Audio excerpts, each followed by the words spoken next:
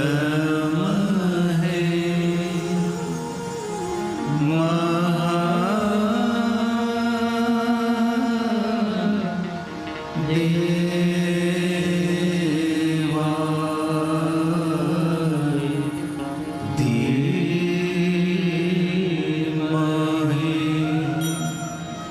તન્નો રુદ્ર પ્રચોદયાત્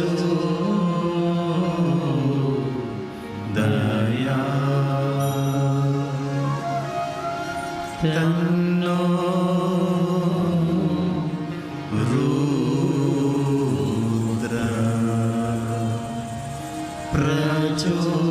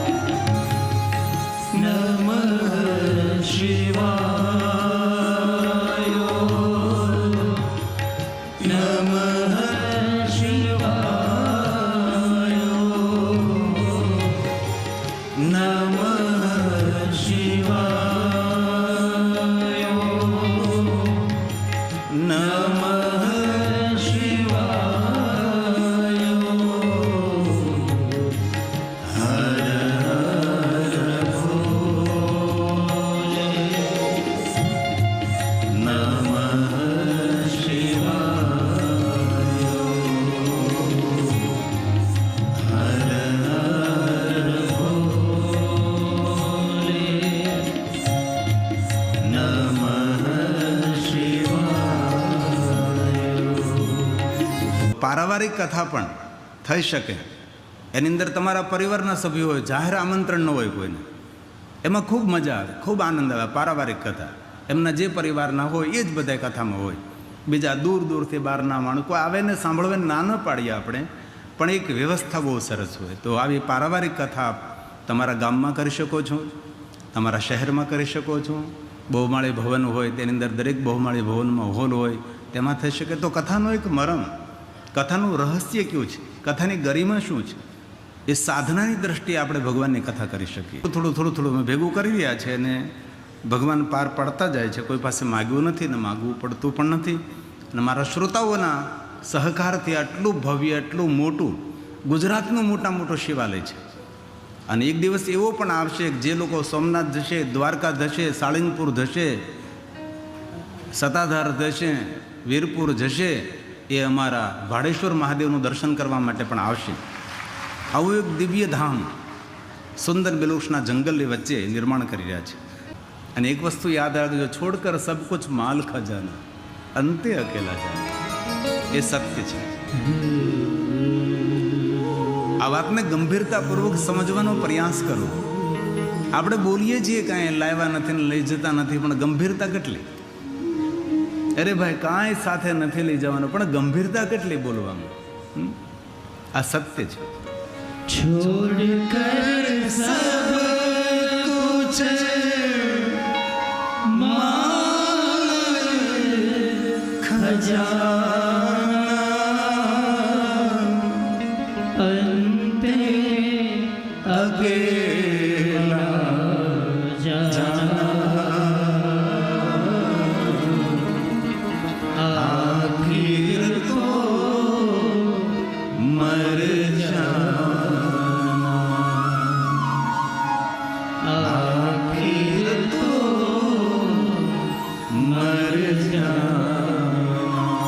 હજારો માણસોને જન્મતા જોયા છે, હજારો માણસને જાતા જોયા છે. કોઈ વ્યવસ્થા નથી. અઢળક સંપત્તિ એકત્ર કરો પણ કોઈ એવી વ્યવસ્થા નથી કે આપણે સાથે લઈ જઈ શકીએ. સાથે લઈ જવા માટે એક જ વ્યવસ્થા પરમાત્માએ કરી છે. જે કમાય છે તેમાં થોડું અંશ સ્વરૂપે ધન સતમાર્ગની અંદર સમર્પિત કરીએ, એ જ સાથે લઈ જવાની વ્યવસ્થા છે. એના સિવાય કોઈ બીજી સાથે લઈ જવાની વ્યવસ્થા નથી. તેથી મોટા મોટા ધનપતિઓ ખૂબ કમાય ને ખૂબ ખૂબ સત્કર્મ કરે, સત્કાર્ય કરે. અને ભગવાને સગવડ આપી ને તો તમારા ગામમાં આવી ભગવાનની નાનકડી કથા કરજો. વડીલોના ખૂબ આશીર્વાદ મળશે, લોકોમાં સંસ્કાર આવશે, ઘણું બધું ફેર પડે, ઘણું વાણી વર્તનમાં ફેર પડે. અમને 3 દિવસથી એક ભાઈ, અમારે વિપુલભાઈ ભુવા, એમના ડ્રાઈવર એક છોકરો, કોળી પટેલનો દીકરો, રોજ અમને લેવાનું મૂકવા આવે નવી ગાડીથી. તો 3 દિવસમાં એને ચોપાઈ શીખવી દીધી. મંગલ ભવન મંગલ હારી ઉમા સહિત જેહી જપત પુરારી. મેં કીધું મૂકવા આવે તારે મેં તો ઉતારેથી કથા સ્થળ સુધી એટલું જ બોલવાનું, અને જ્યારે તું 4 વ્હીલર સ્ટાર્ટ કર, જ્યારે તું ગાડી શરૂ કર, ત્યારે એટલું તારે બોલવાનું. તેથી કથાના માધ્યમથી ઘણું બધું માણસોને શીખવા મળે છે. સમાજમાં જે કાંઈ દેખાય સંસ્કાર, જે કાંઈ સંગઠન, સંપ, સત્કાર્યો કરવાની પ્રેરણાઓ બધી ભગવાનની કથામાંથી મળે છે. તેથી કથા આપણા માટે અમૃતનો વરસાદ છે. તેથી કથા સાંભળવી જોઈએ. અને ભગવાને આપણને સગવડ આપવી, ભલે આવી મોટી મોટી કથાઓનું આયોજન ન કરી શકીએ, પારિવારિક કથા થઈ શકે છે. એવી ઘણી બધી પારિવારિક કથાઓ કરું છું, જેની અંદર કથાનું રૂપ જ કથા હોય, બીજો કોઈ ઉદ્દેશ ન હોય. ધન એકત્ર કરવું, કોઈના સન્માન કરવા, કોઈ ફંડ એકત્ર કરવું, એવો કોઈ ભાવ ન હોય. અમે તો કરતા જ નથી. બસ કથા ભગવાનની કથા રહે તો એ જીવનની વાસ્તવિકતા છે. ઓર એક પંક્તિ,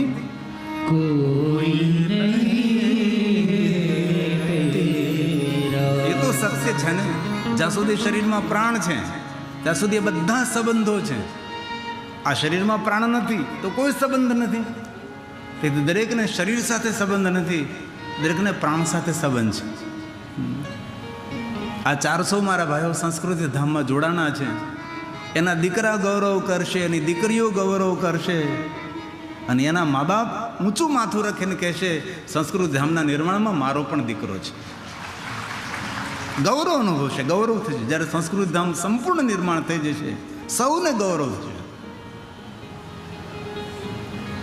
અને સંસ્કૃત ધામમાં જે વડીલો આશરો લેશે અને આશ્વાસન તેને મળશે અને આશીર્વાદ આ બધા 400 જણાને તો સાથે, પણ જેને જેને યોગદાન આપ્યું છે, જેને જેને સહયોગ કર્યો છે, નાના મોટા દાન કર્યા છે, ભલે આપણે જોલીમાં 10 રૂપિયા જ નાખ્યા છે, પણ 10 રૂપિયાના ભાગ પુણ્યના હિસ્સા તો ખરા જ. આપણો તેની અંદર હિસ્સો તો ખરો જ, આપણો તો પુણ્યમાં ભાગ તો ખરો જ. એવું કોઈ દી મન નાનું ન કરવું, ભાઈ આપણે લાખો રૂપિયાનું દાન નથી કરી શકતા, પણ આપણે યોગ્યતા અનુસાર. નાનો માણસ 10 રૂપિયાનું દાન કરે તો પણ 10 લાખ જેવું જ તેના માટે ગણાય છે.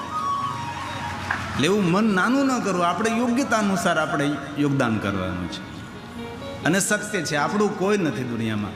આપણા સત્કર્મો, આપણા પુણ્યકર્મો, આપણો ઈષ્ટદેવ એ આપણો છે.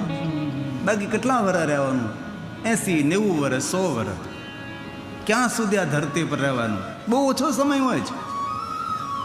ઇસીલિए કહા કોઈ નહીં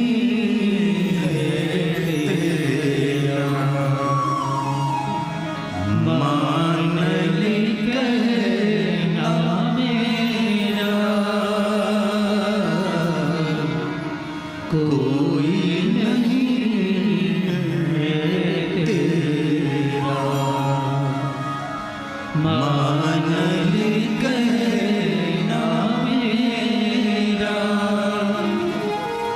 चमकिया जो चाहे ले जाएगा जीव तेरा, ले जाएगा जीव तेरा। मैं कुछ पाया साथ न आया, સત્યમ સત્યમ સત્યમ. मैं कुछ पाया साथ न आया, पीछे रहेगा पछताना, आखिर तो मर जाना,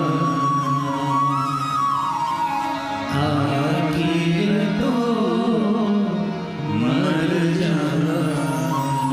અમારે 2007 એક અજમાન હતા, નિસંતાન દંપતી હતા. એટલે 2007 તેની પાસે 20 કરોડ વ્હાઇટના પૈસા હતા, નિસંતાન હતા. ભાઈ તો લગભગ કથા લગભગ 6, 7, 8 વર્ષ પછી જતા રહ્યા, પણ એ બહેન રહી ગયા હતા. એ બહેન હમણાં કોઈને ઘરે બેસવા ગયા ને જતા રહ્યા. કોઈ વસિયાતનામું નહોતું કર્યું. પેલું લખે ને હોય ને કહેવાય હે વિલ વિલ વિલ નહીં કરેલું. હવે એટલા બધા ઝઘડા ચાલે, આ પૈસા કોના? તેથી વારસદાર જે ન હોય, અમારે એક વૃદ્ધાશ્રમ અમદાવાદમાં છે, એમાં એક દંપતી રહેતું હતું, એને વારસદાર કોઈ નહીં હતા. એ લોકો વૃદ્ધાશ્રમમાં જતા રહ્યા અને પછી લખતા જાય કે અમારે જેટલી મિલકત છે એ બધી જ મિલકત અમે જતા રહી, એ બધી જ મિલકત આ વૃદ્ધાશ્રમને પ્રાપ્ત થાય.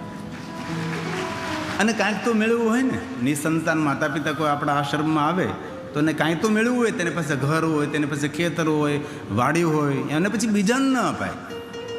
જ્યાં આપણને આશરો મળ્યો છે, જ્યાં આપણને રહેવાની વ્યવસ્થા મળે, જ્યાં આપણું ગઢપણ પાડ્યું છે, ખરેખર તે જગ્યાએ એને બધું સમર્પિત કરવું જોઈએ. તેથી વિલ બનાવવું બહુ જરૂરી છે. વડીલો જીવતા જો વિલ બનાવી નાખે તો પાછળથી છોકરાઓમાં ઝઘડા ન થાય.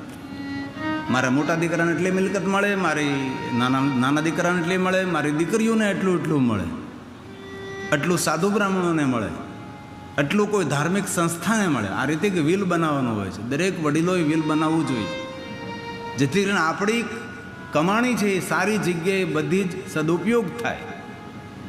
બાકી તો સત્ય છે, સત્ય છે. દાન ધર્મ કરો,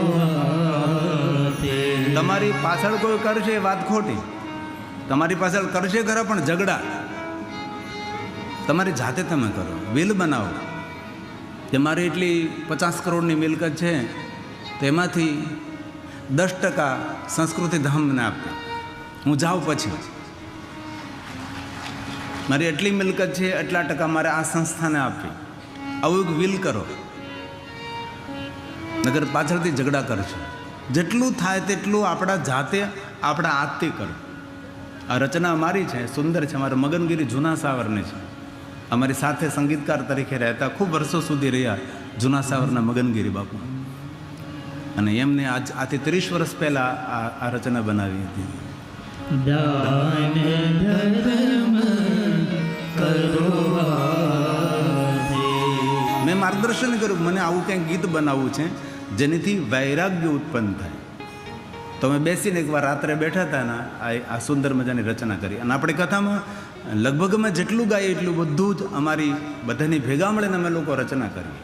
અમે રોજ માટે કાંઈનું કાંઈ સર્જન કરીએ, રિયાઝ કરીએ, અને પછી કથામાં કાંઈક નવું. નકર રાત્રે જે ભજનો સાંભળો તમે, એ ભજનો હું દિવસે અત્યારે તો ટેલિવિઝન જોયું મગનગીરી છે, હું રસ્તામાં જતો તો રસ્તામાં મળી ગયા મને, એટલે મેં તરત ગાડી ઊભી રાખી અને તરત તેમને બોલાવ્યા. જૂના સવારથી આમ નીકળ્યો, વયોવૃદ્ધ થયા, મોટી ઉંમર થઈ ગઈ છે. એટલે રાત્રે જે ભજનો તમે સાંભળો એ જ ભજનો હું કથામાં ગાયા કરું તો એનો કોઈ અર્થ નથી. તેથી કંઈ નવી પંક્તિ, નવી રજૂઆત. દાન ધર્મ કરો હાથે, તમારી જાતે કરો. કાળ ફિરત તેરે માથે, દાન ધર્મ કરો હાથે, કાળ ફિરત તેરે માથે, જિંદગી ન જાજી સુધારી લે બાજી, મત કરના અભિમાન, મત કરના અભિમાન, મગન ગિરી કહે શિવજી સમર લે, મગન ગિરી કહે શિવજી સમર લે, ભવસાગર તર જા, આખીર તો મર જા, આખીર તો મર જા. તેથી જીવનની વાસ્તવિકતા સમજવાનો પ્રયાસ કરીએ, ખૂબ ભક્તિ કરીએ, સત્કાર્ય કરીએ, સત્કર્મો કરીએ, ભગવાનનું ભજન કરીએ, સ્મરણ કરીએ, સત્સંગ કરીએ, સુંદર સુંદર ધર્મગ્રંથોનું અધ્યયન કરીએ, સારા માણસોના સંગમાં રહીએ, સત્સંગ વિહોણા જીવન. આજે હવારમાં પ્રિતેશ મહેતા મને પ્રેરણા આપતો હતો. મને કે સત્સંગ વિહોણું જીવન કેવું હોય એના પર એક બુક લખવી જોઈએ. બધું ઘણું લખાણું છે. સત્સંગ વિહોણા જીવન, એના વ્યવહાર કેવા હોય, એનું જીવન ચરિત્ર કેવું હોય. સત્સંગ વિહોણું એટલે જીવનમાં સત્સંગ જેવો કોઈ ભાગ જ ન હોય. સત્સંગ જીવનનું એક અંગ બનાવીએ આપણે. કથામાંથી કાંઈનું કાંઈ સારું સારું શીખવા મળે છે. ભગવાન તરફ આપણી ભક્તિ દ્રઢ બને છે. ત્યારે બધા મારા ભાઈઓ બહેનો વડીલો કેટલા આમ જેમ હિમાલય પહાડમાં કોઈ સાધુ બેઠો હોય અને કોઈ તપસ્યા કરતો હોય એમ બેસી ને મારા યુવાન ભાઈઓ બહેનો મારા વડીલો બધા ભગવાનની કથા સાંભળે છે. અને બહુ હૃદયથી કહું તો કથા કોઈ દિવસ નિષ્ફળ જતી નથી. કથા કોઈને કોઈ જગ્યાએ કોઈને કોઈ રૂપે આપણને ભગવાન ફળ આપે છે. કથા કોઈ દી નિષ્ફળ ન જાય. તેથી ભગવાને આપણને સગવડ આપી હોય તો જરૂર કોઈને કોઈ રીતે ભલે નાના રૂપમાં પણ ભગવાનની કથા કરવી. અને અમારા માટે કોઈ કથા મોટી નથી હોતી, કોઈ કથા નાની નથી હોતી. બસ ભગવાનની કથા તો કથા જ હોય ને. પ્રેમ વધારે પણ ન થઈ શકે, પ્રેમ કોઈને ઓછો પણ ન થઈ શકે. કોઈ તમને એમ કે હું બહુ તમને પ્રેમ કરું છું, ખોટી વાત. પ્રેમ બહુ થઈ જ ન શકે. પ્રેમનું પ્રમાણ હોય. પ્રેમ પ્રેમ જ હોય, વધારે પણ ન હોય, ઓછો પણ ન હોય. એમ કથા કથા જ હોઈ શકે છે. તેથી ક્યારેય તમારા વયોવૃદ્ધ માતા પિતાને રાજી કરવા માટે, પરિવારને સંગઠિત બનાવવા માટે આવી પારિવારિક ભગવાનની કથા કરવી જોઈએ, જેથી કરી પરિવારમાં પારાવાર પ્રેમનું સર્જન થાય. આવી પ્રભુની કથા કરવી જોઈએ. એવી અનેક કથાઓ હું કરું છું.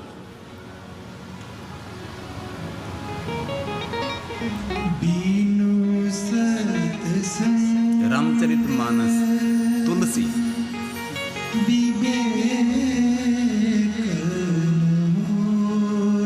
જેટલો સમય મળે તેટલો સમય ભગવાનની કથા સાંભળવી, સત્સંગ કરવો.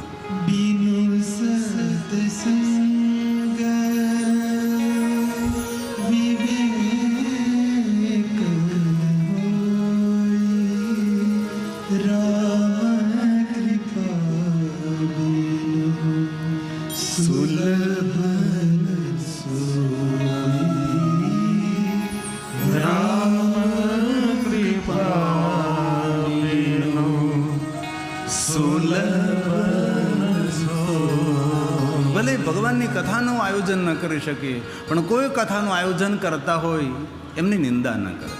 બહુ પાપ લાગે, બહુ પાપ લાગે, અતિશય પાપ લાગે. ભૂલથી પણ નહીં. સત્કર્મો કરનાર માણસ, દાન ધર્મ કરનાર માણસનું કોઈ દી અહિત ન કરવું, તેનું અપમાન ન કરવું, તેને વખોડવા નહીં, બહુ પાપ લાગે. શિવપુરાણ ગ્રંથમાં આ બધું જ કહ્યું છે. તેને નિર્ધનતા આવે, દરિદ્રતા આવે, રોગ આવે, શોક આવે, સંતાપ આવે. આ બધા શ્લોકો શિવ મહાપુરાણ ગ્રંથમાં છે.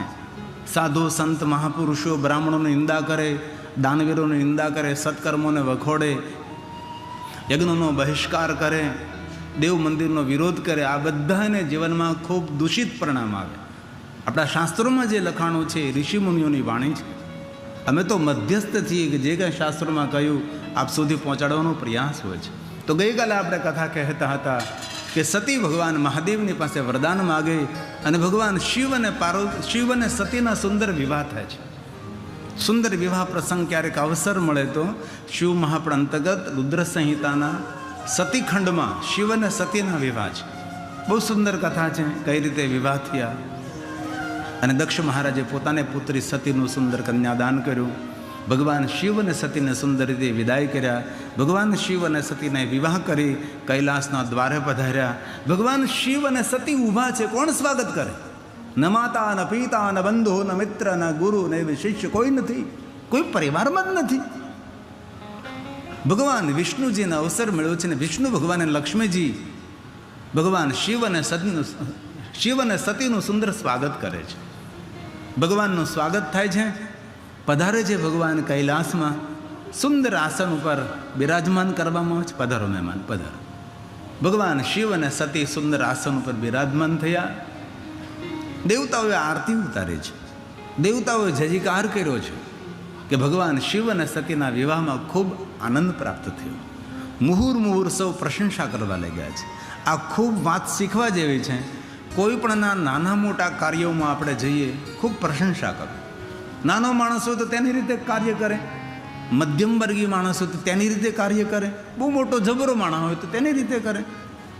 જેની યોગ્યતા તે પ્રમાણે તેના કાર્યો હોય તે કોઈ પણના કાર્યોને વખોડવાની.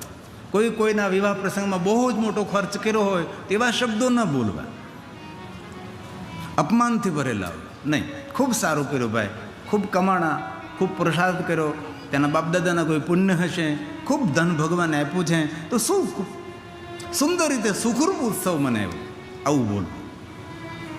નાનો માણસ કોઈ હોય ને એની રીતે નાનકડો પ્રસંગ કરે દીકરા દીકરાના લગ્નમાં, તેની રીતે કહેવાનું બહુ સારું કર્યું. ભલે નાનો માણસ પણ ખૂબ સન્માન, સૌનો ખૂબ આદર સત્કાર કર્યો. દરેકના કાર્યોને વખાણતા શીખો. દેવતાઓ પાસેથી આપણે શું શીખવાનું? દેવતાઓનો સ્વભાવ છે કોઈ તપ કરે, કોઈ સાધના કરે, તેનો જયજયકાર કરે છે. ભગવાન શિવ અને સતીના લગ્નની ખૂબ પ્રશંસા કરી. મુહુર્ એટલે શું? એકબીજા મળે ત્યારે, સામસામા મળે ત્યારે એકબીજા વખાણ કરે. બહુ મજા આવી હો બે લગ્નમાં, બહુ મજા આવી. એને મુહુર્ કહેવાય. એકબીજા સામસામે ભેગા થાય, મિત્રો ત્યારે એકબીજાને કહે કે ભાઈ આના દીકરાના લગ્નમાં જાય, પણ ખૂબ આનંદ આવે. એને મુહુર્ કહેવાય. એકબીજા મોઢો જ્યારે મળે ત્યારે. અને દેવતાઓએ પછી હાથ જોડ્યા કે ભગવાન અમે અમારા લોકમાં જઈએ. ભગવાન શિવ અને સતી વિશ્વના દેવતાઓને કહે છે આપ જઈ શકો છો. અને બધા દેવતાઓ પોતપોતાના લોકમાં ગયા.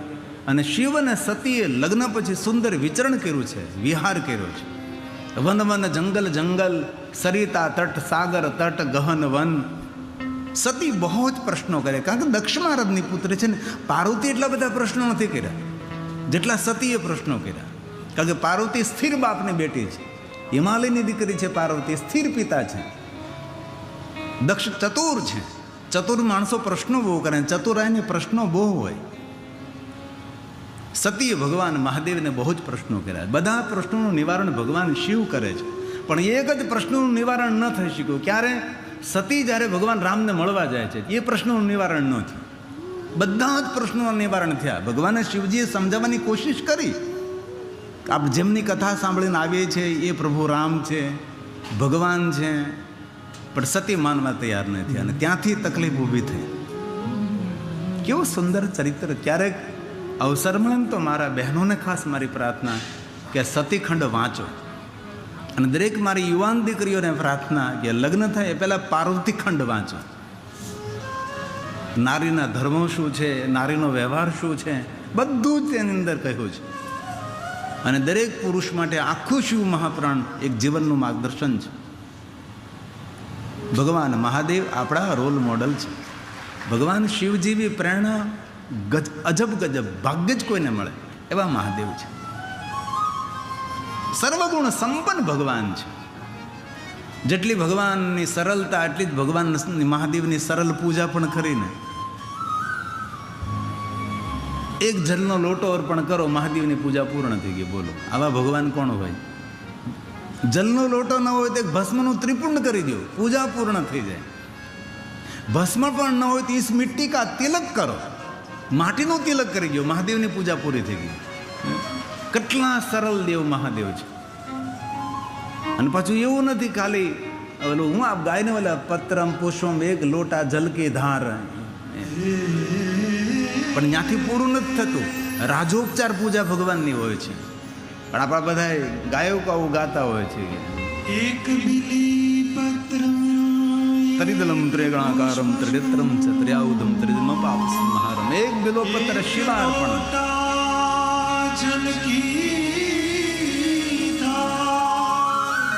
કેટલો સરળ દેવતા છે. દયાલુ રિઝ કે દે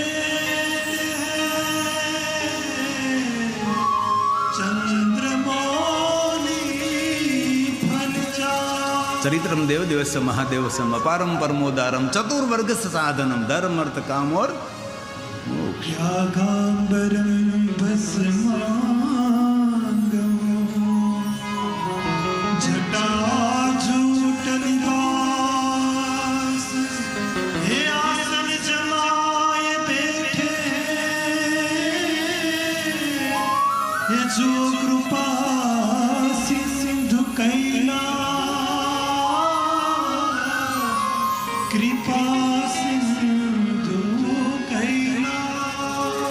એક રાજોપચાર પૂજા મહાદેવની છે. જે રાજા મહારાજા કરે, સોના ચાંદી હીરા મોતી જ્વેરિયા પિતાંબર શ્વેતાંબર લીલાંબર, આ પૂજાને કહેવાય રાજોપચાર પૂજા.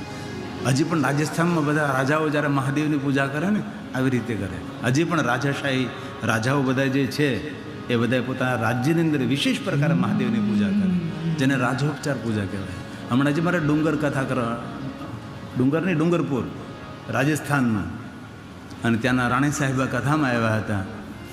અને પછી મને એના રાજમહેલે લઈ ગયા હતા. તો રાજા સાહેબ પણ મળ્યા, આખો રાજમહેલ દેખાડ્યો, ભવ્યતા તેની દિવ્યતા. પછી એમને કહ્યું, બાપુ તમારી પ્રસન્નતાનું એક સ્થાન દેખાડું છું. આ સોના ચાંદી હીરા મોતી આ બધું રાજમહેલ તો તમને દેખાડ્યું, પણ હવે તમે જે પ્રસન્ન થાવ એવું સ્થાને તમને લઈ જાઓ. અને પછી એ રાજમહેલમાં મને એમનું પોતાનું શિવાલય હતું, ત્યાં મને લઈ ગયા. આપણું ડુંગરપુર રાજસ્થાનમાં, ત્યાં કથા હતી ડુંગરપુરમાં. તો મને કે જો બાપુ, આ મહાદેવનું નામ છે હજારેશ્વર મહાદેવ. 1000 મહાદેવના શિવલિંગ, બધા નર્મદેશ્વર મહાદેવ, 1000 મહાદેવના લિંગ સ્વરૂપો. દરરોજ અમે રોજ ભગવાન મહાદેવની પૂજા કરીએ છીએ. 1000 શિવલિંગ, આટલું સુંદર શિવાલય રાજ દરબારની અંદર, જે રાજાશાહી ઠાઠમાઠથી ભગવાન મહાદેવની પૂજા કરવામાં આવે તેને રાજાશાહી પૂજા કહેવાય છે. રાજોપચાર પૂજા, પછી 16ઉપચાર પૂજા આવે, પછી પંચોપચાર આવે, એકોપચાર વૈરાગ્યોપચાર આવે. અને કાંઈ પણ ન હોય તો મનથી મહાદેવની પૂજા કરવી. ત્યારે ટ્રેનમાં પ્લેનમાં સફર કરતા હોય, નાવાનો અવસર ન હોય, વ્યવસ્થા સુવિધા ન હોય, તો મનથી મહાદેવની પૂજા કરવી. ઘણીવાર એવો સમય આવે કે આપણે ટ્રેનમાં હોય, પ્લેનમાં હોય, મહાદેવની પૂજાનો સમય થયો હોય તો શું કરવું? તો કે મનથી આંખોને બંધ કરી દેવી, મનથી પહેલાં પોતાએ જ ગંગામાં સ્નાન કરવું, સુંદર સુંદર વસ્ત્રોને ધારણ કરવા, સુંદર ભસ્મ ચંદનનું લેપન કરવું, અને પછી ભગવાનની પૂજાની સામગ્રી તૈયાર કરી, ભગવાનનું આહ્વાન કરી અને વિધિવત ભગવાનની પૂજા કરવી. અને જો મનથી પૂજા, સંપૂર્ણ પૂજા, આરતી વંદન પ્રણામ પરિક્રમા બધું જ આંખ બંધ કરીને મનથી કરવાનું છે. મારે નિર્દોષાનંદ સ્વામી આ વસ્તુ બહુ શીખવતા છો ને. અમારે સૌરાષ્ટ્રમાં નિર્દોષાનંદ સ્વામી થયા મહાદેવના પરમ ભક્ત, અને ખૂબ પટેલ ભાઈઓને મહાદેવની ભક્તિ આપી. અગણિત પટેલ ભાઈઓને મહાદેવની ભક્તિ આપી. નિર્દોષાનંદ સ્વામી ખૂબ ખૂબ મોટું કામ કર્યું. એમને જીવન પર્યંત શિવ ધર્મનો પ્રચાર પ્રસાર કર્યો, અને જે જે તેના પરિચયમાં આવ્યા એ બધાને મહાદેવની ભક્તિ આપી. એ આ માનસ પૂજા વિશે બહુ સમજાવતા હતા. આવી રીતે ભગવાનની મનથી પૂજા કરવી. અને માનસ પૂજાનો પાઠ કરવો. આદિ જગદગુરુ શંકરાચાર્ય મહારાજના વચનો છે. મનથી કરેલી મહાદેવની પૂજા, તમે પૂજા કરીને આંખ ખોલો ને તમને તાજા તરોજા લાગો તમે, કારણ કે સંપૂર્ણ મન ભગવાનને અર્પણ થાય. મનથી પૂજા કરીએ એટલે બધું જ મનથી કરવાનું હોય છે. આ થઈ શકે, પ્રેક્ટિસ કરવી પડે. સવારમાં આંખ બંધ કરી બેસી અને સંપૂર્ણ જે શરીરથી પૂજા કરીએ, કાર્યરત થઈને પૂજા કરીએ, એ જ રીતે મનને લગાડી દેવાનું છે આરતી વંદન સુધી. અને આ શબ્દો છે આદિ જગદગુરુ શંકરાચાર્ય મહારાજના.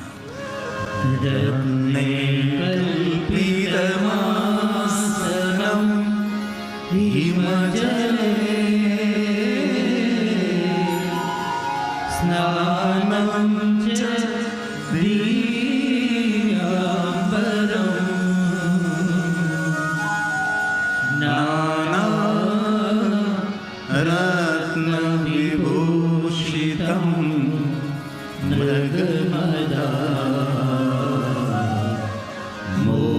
મોદાંકિતમ ચંદનમ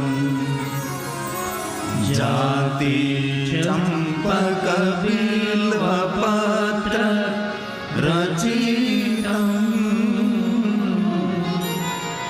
પુષ્પમ ચ ધૂપમ તથા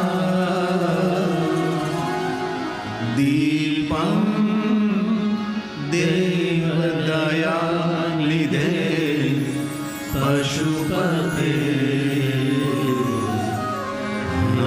કલ્પિતમ ભૂયતા કલ્પિતમ ભૂયતા સૌવર્ણેન નવરત્નખંડ રચિતે પાત્રે ધૃતમ પાયસમ ભક્ષ્યં પંચવિધમ પયોદધિયુતમ રંભાફલમ પાનકમ. દૂધમાંથી બનેલા પકવાનો ભગવાનને અર્પણ કરવાનું. રંભાફલ મહાદેવને અર્પણ કરવાનું. રંભાફલ એટલે કદલી ફલ. કદલી ફલને રંભાફલ એટલા માટે કહેવામાં આવ્યું કે ઇન્દ્રની અપ્સરા, રંભા નામની અપ્સરા મહાદેવની પરમ ભક્ત હતી. એટલે રોજ એક કદલી ફલ મહાદેવને અર્પણ કરે, રોજ એક કદલી ફલ મહાદેવને અર્પણ કરે. એટલે ભગવાન શિવ પ્રસન્ન થઈને કહ્યું કે ધન્ય છે, રોજ તારી પૂજામાં એક કદલી ફલ હોય છે. તેથી આજથી હું તને વચન આપું છું કે આ ફલ તું રોજ મને અર્પણ કરે છે, એનું સાચું નામ તો કદલી ફલ છે, પણ આ ફલ તારા નામથી ઓળખાશે. તેથી એ ફલનું નામ રહ્યું રંભાફલ. અને રંભાફલને આપણે શું કહીએ છીએ? કેળા. એને રંભાફલ કહેવાય. રંભાફલમ પાનકમ. રંભા નામની અપ્સરાએ આ ફળ રોજ મહાદેવને અર્પણ કર્યું હતું, તેથી તેને રંભાફલ કહીએ છીએ. તેથી માનસ પૂજામાં તેનું વર્ણન છે. તેથી રંભાફલમ પાનકમ તેનો મહિમા છે.